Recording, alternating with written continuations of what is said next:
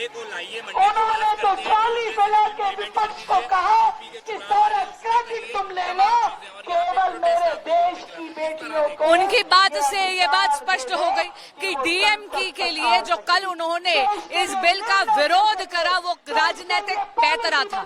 इसका मतलब है ये साफ हो गया कि माननीय राहुल गांधी जी के और उनके विपक्ष के सभी साथियों के लिए, पूरे के पूरे इंडिया अलायंस के घटक दल के लिए महिला शक्ति केवल और केवल एक वोट बैंक है।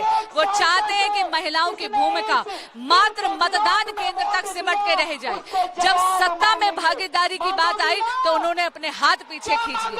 कल जो राहुल गांधी जी और इंडिया अलायंस के सभी घटक दलों ने करा है, इस बिल को पारित ना करके उन्होंने इस देश की मातृशक्ति के साथ विश्वासघात करा है और अब वो इस देश की मातृशक्ति के आक्रोश के पात्र बनेंगे। कांग्रेस कह रही है आप लोग ध्यान में उठा रहे हैं, डिफेम कर रहे हैं उन लोगों को।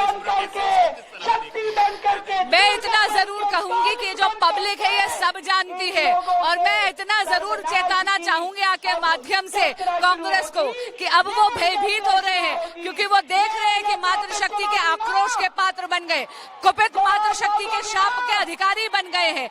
अरे उनको ये जानना चाहिए था कि मातृशक्ति का ये जो नारी शक्ति वंदन अधिनियम लागू हो रहा था, खड़े होकर सदन में माननीय प्रधानमंत्री जी ने गारंटी दी थी, क्रेडिट की लड़ाई नहीं है। माननीय गृह मंत्री जी ने भी कहा था 1 घंटा दे दीजिए, हम वो संशोधन ले आएंगे जैसा आप चाहते हैं, लेकिन उस पर भी ये तैयार नहीं थी क्योंकि सत्ता में भागीदारी ये चाहते ही नहीं। ये पूरी बात संसद में हो चुकी है। जब वेणुगोपाल कांग्रेस के, उन्होंने जब कहा कि इसको लिख के दो 50% को, हमारे गृह मंत्री अमित शाह जी उन्होंने कहा 1 घंटे के लिए आप वादा करो, हम 1 घंटे में लिख के लाते हैं। दोस्तों, बात नियत की है, इनको करना नहीं है। कल जिस प्रकार से प्रधानमंत्री जी ने निवेदन किया, जैसे अमित शाह जी ने निवेदन किया, मैं नहीं समझता हूं कि आपके लोकतंत्र के इतिहास में, संविधान के इतिहास में इतना लचीला कोई सरकार होगी। अब जब इन लोगों ने गिराया, हम 15 मिनट तक अपनी सीट से उठ नहीं पाए।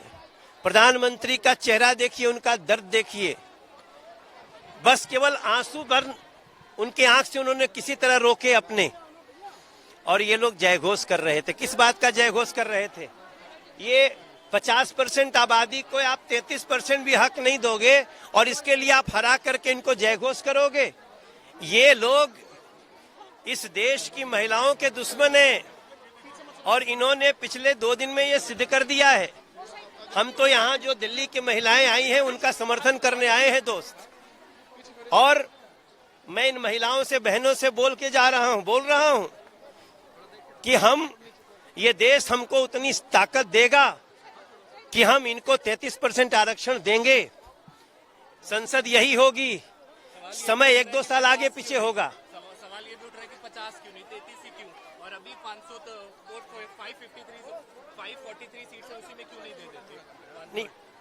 नहीं भाई, इस देश में नई जब सीट बढ़ाने के लिए उसका एक टेक्निकल सारे, हम 26 लाख लोगों के सांसद हैं, मतलब 26 लाख लोग वोटर हैं।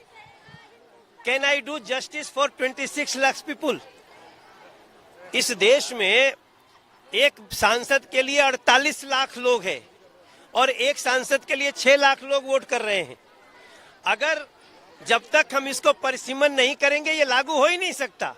और हम कल वहां भी यही कह रहे थे, वहां अमित शाह जी हो, नरेंद्र मोदी जी हो, अमित शाह जी ने तो ऐसा समझाया कि केजी का बच्चा समझ ले। ये बिल तो पास था, लागू करने के लिए आया था ना मेरे भाई। मैं देश के लोगों को बताना चाहता हूं कि ये लागू करने के लिए आया हुआ था, लेकिन लागू करना ही नहीं चाहती है कांग्रेस, आम आदमी पार्टी, टीएमसी। उनको महिलाएं जवाब देंगी। महिलाओं की सीट अगर हमें आरक्षित करनी है तो कोई न्यूट्रल अथॉरिटी चाहिए होती है जो कि तय करेगी कि कौन सी सीट मिलेगी।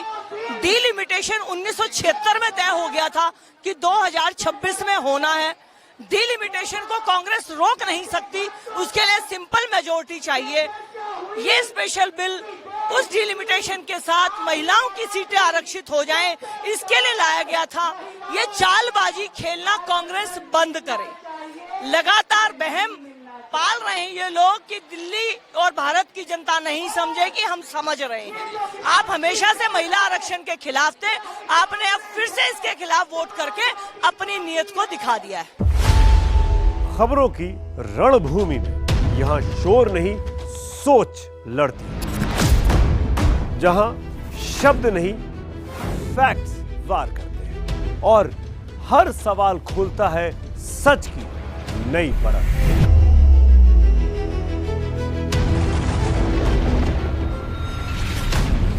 चक्रव्यूह आपके अपने सुमित अवस्थी के साथ सोमवार से शुक्रवार शाम 6:57 पर टाइम्स नाउ नव भारत पर।